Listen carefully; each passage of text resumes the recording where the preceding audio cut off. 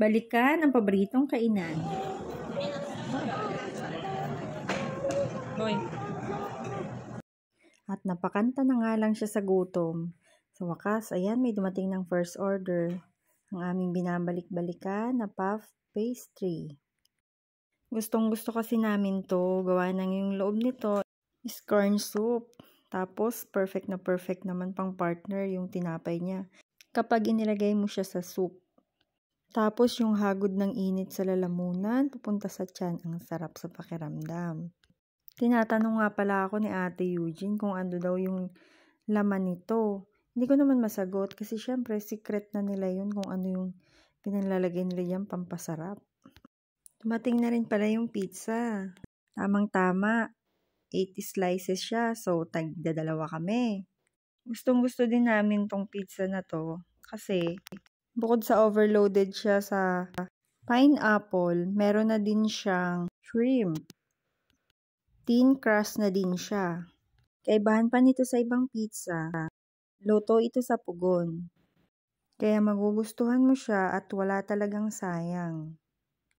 Maya-maya lang dumating na din yung aming barbecue pork rib. Ito talaga yung number 1 dish na gustong-gusto ko at binabalik-balikan ko dito. Perfect din siya pang partner dito sa risotto. Pero kung ayaw nyo naman ng may sauce na rice, pwede naman kayo mag-order ng plain rice. Itong risotto pala, meron na siyang ulam. Kasi may chicken na siya, bell pepper, and may sauce na nga. Meron din silang iba't ibang flavor niyan. Pero sa lahat ng natikman ko, yan talaga yung pinaka nagustuhan ko. May 8 slices na din pala yung barbecue ribs. Kaya naman, tagdadalawa kami ulit. May mga side dish na din siya kasama. Potato fries, cherry tomato, and broccoli. And sa dessert naman, gustong-gusto ko tong creme brulee na to kasi meron siyang may sulat ng chocolate syrup, ang kanilang restaurant name na Choice.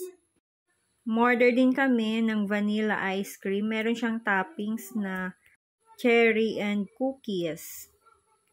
And may padahon pa nga, niloloko ko nga sila kainin nila para hindi masayang. Yun nga lang, sad to say, di nila nagustuhan yung creme brulee, so ako lang yung kumain.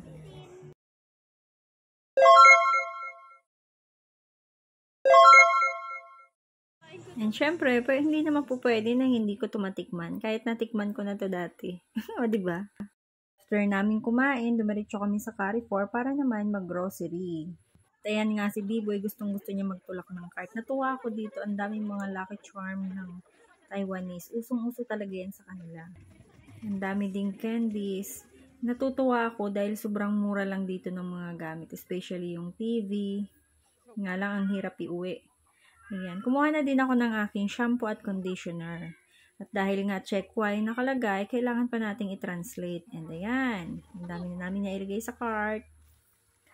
Sabi ko nga, mag-ikot-ikot lang kami kasi wala naman talaga akong bibilhin. Pero ewan ko ba itong kamay ko kung ano-ano yung dinadampot.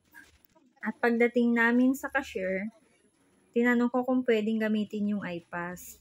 Yun nga lang, hindi pwede. So, kailangan pa rin namin mag-cash. At dito nga pala sa Taiwan, kapag nag-grocery ka, ikaw ang mag-aayos ng grocery mo. Kasi wala dyan boy or girl na maglalagay. And to namang si B-Boy, ayan o, hindi na nakatiis. Inom na agad ng inom. Binayaran lang talaga. Hindi pa man lang kami nakalabas. Naubos na yung drinks. At kapag si B-Boy talaga may hawak ng cellphone, ayan, selfie ng selfie. And yun lang. Thank you for watching mga kakaskas.